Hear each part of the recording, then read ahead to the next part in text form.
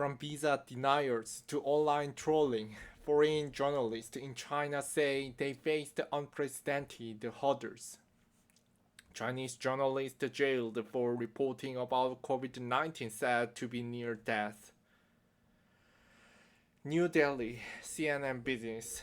China's government is using new intimidation method against journalists and their sources, according to a newer survey by the Foreign Correspondent Club of China.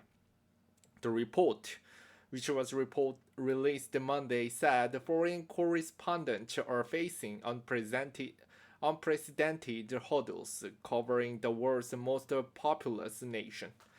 Those others include online trolling, cyber hacking, visa deniers, and physical assault.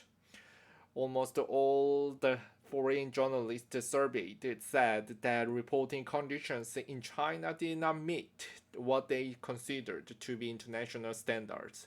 The survey was conducted in December 2021 and includes the responses from 127 of 192 correspondent members representing news organizations globally.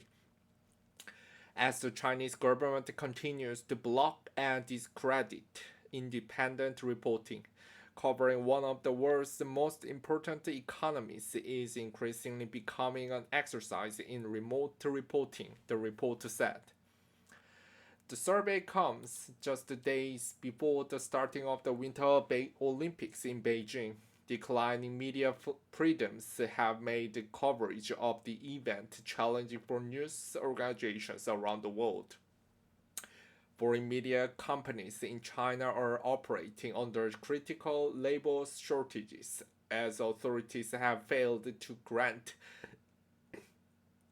new credentials to numerous journalists seeking to begin assignment, citing the pandemic and geopolitical tensions, the report said.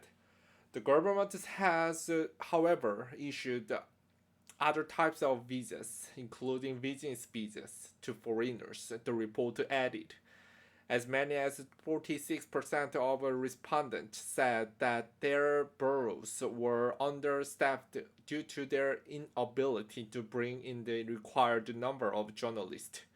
News organizations headquartered in the United States have been suffering since China expelled numerous journalists working for American news companies in early 2020.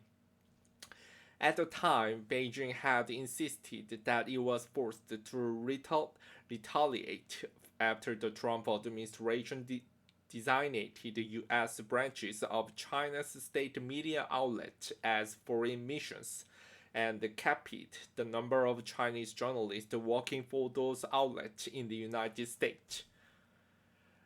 American news organizations affected by the Chinese expulsions including the New York Times, Washington Post, and the Wall Street Journal. Last November, the two countries agreed to relax some visa restrictions on each other journalists. However, as of the end of 2021, China had yet to grant visas to the handful of U.S. journalists promised under the agreement, the report noted. China's foreign ministry didn't immediately respond to the request for comment. When asked about the earlier FCCC statement said highlighted harassment of foreign journalists in China, a foreign ministry spokesman rejected the allegation and insisted China's reporting environment is open and free, as long as foreign journalists abide by the law and do reporting in compliance the law and regulations. There is no need to worry, Zhao Lijiang said in July. The country's COVID-19 restrictions have hampered not just the visa process, but also work of journalists on the ground. Sudden lockdowns remain common across China, prompting reporters to cancel or postpone trips, the survey found. More than half of more than half the respondents said they were told to leave the place or denied access for health and safety reasons when they presented no risk. Authorities have frequently invoked COVID prevention measures as a supposed reason to turn down interviews and block access for journalists, the report said.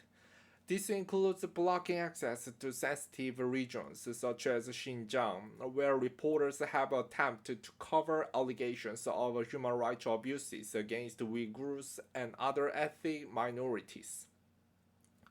This wasn't the only tactic used to discourage reporting in the region.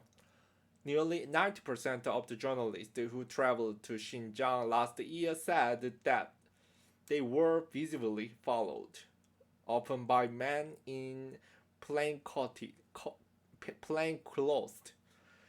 The Chinese authorities have also cracked down on sources, the report said. Chinese sources are routinely threatened by the police and forced to cancel interviews at the last minute.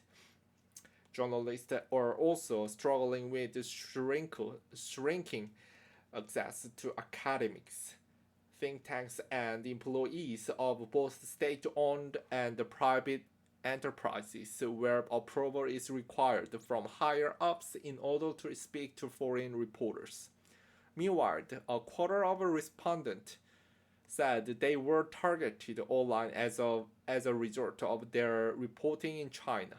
The report said that organizations including the BBC, NPR, and The Economist have been attacked by state-linked entities, state media, and anonymous social media accounts for their reporting. Such campaigns have fostered a growing feeling among the Chinese public that foreign media are the enemy and directly encourage offline violence and harassment of journalists in the field. The FSCCC said in a press release on Monday.